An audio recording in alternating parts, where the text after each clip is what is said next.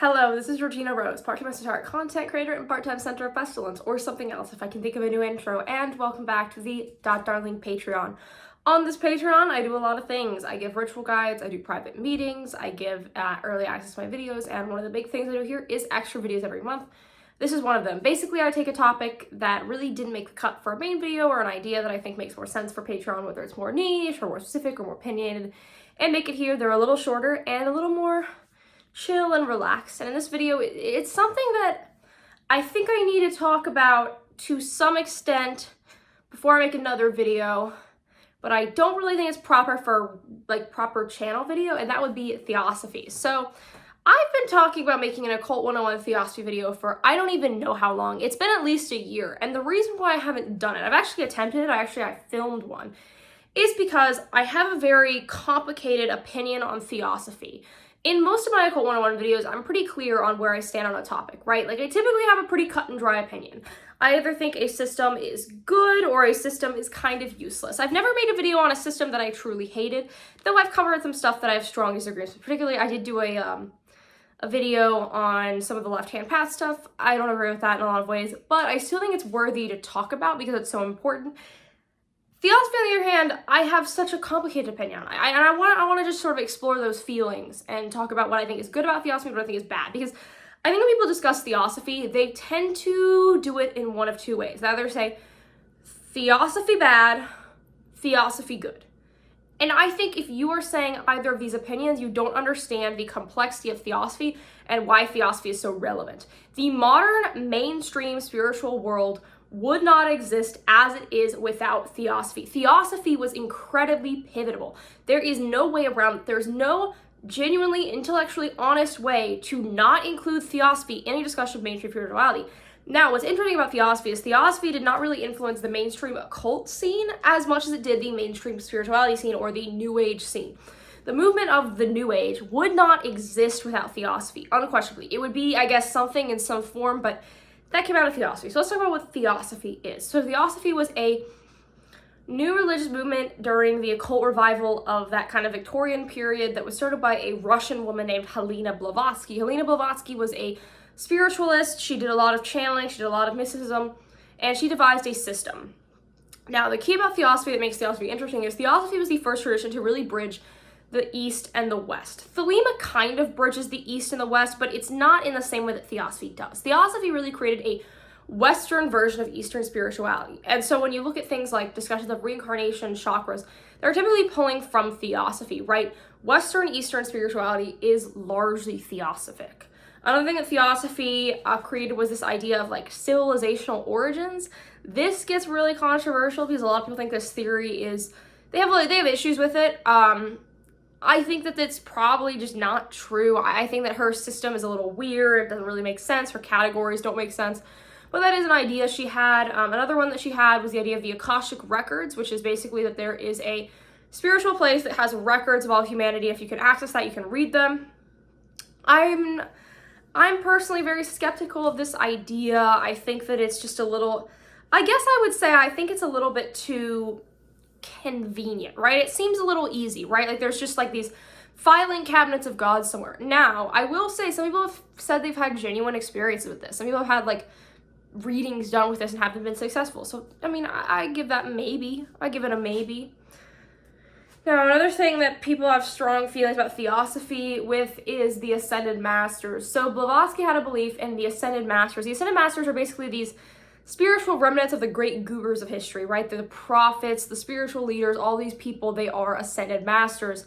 And she would communicate with them to get her information. So basically, most of Theosophy's spiritual knowledge was based on Helena Blavatsky's personal spiritual experiences, largely through channeling.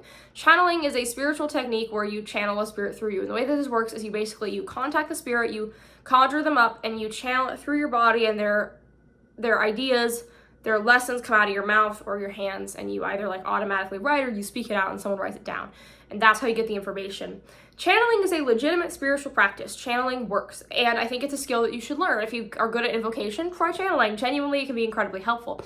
The thing is, though, a lot of people who get a lot of their information from channeling, you have to be very careful with what channeling you believe and what you don't, because sadly, there are people who have lied about channeling things. So when you look at channeling, you have to be very critical and think about, like, does this really sound like another voice?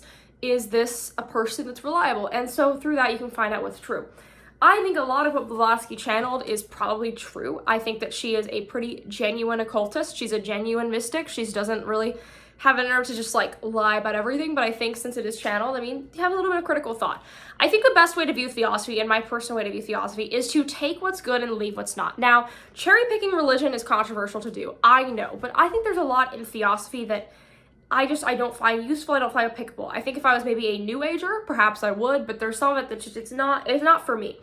However, there are things in Theosophy that I actually think are very useful. I think some of their spiritual techniques are good. I think their texts are worth reading. Like, I think Blavatsky is worth reading. And I think her axiom of the highest form of religion is truth is one of the best ways to explain the modern desire to explore mysticism. I think there's a lot in there, but I think it's like one of those where you have to really be careful what you're looking at and take out what you don't. Because Theosophy, it's like every time I've read a Theosophy book, I'll be agreeing with it for a while, and then they'll say something that's just, like, too far for me, right? Like, a little too out there. It gets even more complex when you get into the Theosophists that came after Blavatsky. So I'm going to talk about two, and that will be Rudolf Steiner and Alice Bailey. So Alice Bailey is the first one I'm going to discuss. She was one of Blavatsky's students, and she created what was known as the New Thought movement, which would evolve into the New Age movement. So she's the one, like, pretty directly behind the New Age. I think she took Blavatsky and then took it a little bit further. That's kind of the best way to explain her, and she kind of diluted it in a way that made a little more sense to the main public. I'm not a huge Alice Bailey fan, but that's another very important theosophist. Now, the one that I like a lot more is Rudolf Steiner. Rudolf Steiner was another theosophist who broke off and made his own system. It's called Anthroposophy. That's his name for it. And he actually would create the Waldorf schools, which are kind of like pretentious hippie schools that actually have a little bit of theosophy in them, which is really cool.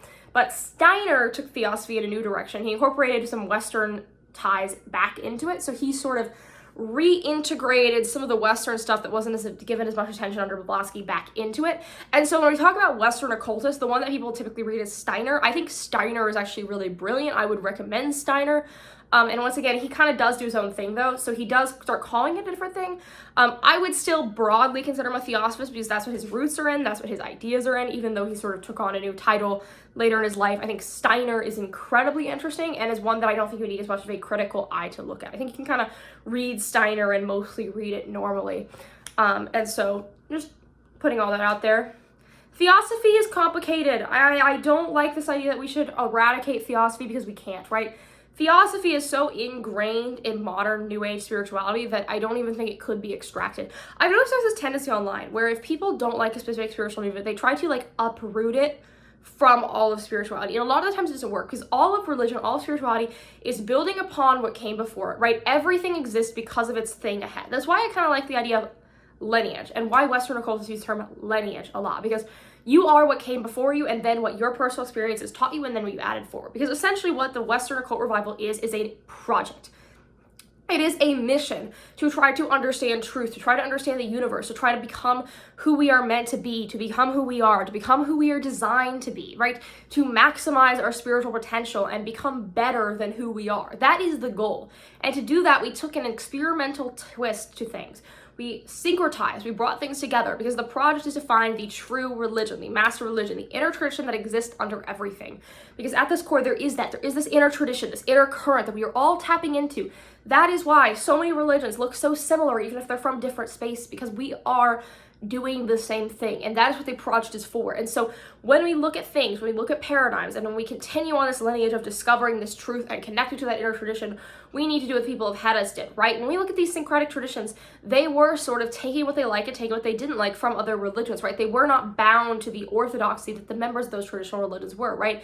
They were growing, they were expanding, it was an evolution. That is what we are doing, it is an evolution. So when you look at things like Theosophy, we can look at Theosophy for what it is, right? You don't need to love Theosophy, I certainly don't, but I can recognize there are seeds in there are parts of it that are incredibly useful, and I can take that, move that forward, experiment with that, and then leave what doesn't make sense behind, and sort of grow from there and create that new tradition so that we can, as Blavatsky said, and as was her stated mission, discover that the highest form of religion is truth.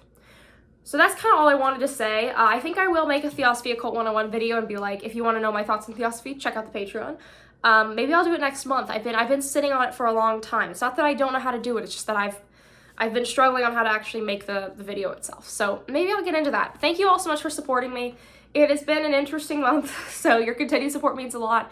Without you guys, I genuinely would not be able to make content because I'm able to, you know, take more time to do this stuff. Like, you know, without you guys, I genuinely would not have the time because I, you know, with the help, I'm able to find time in my schedule to make it work. So thank you so much for your continued support. It genuinely means the world, and I'll see you in next month's video. All right, bye.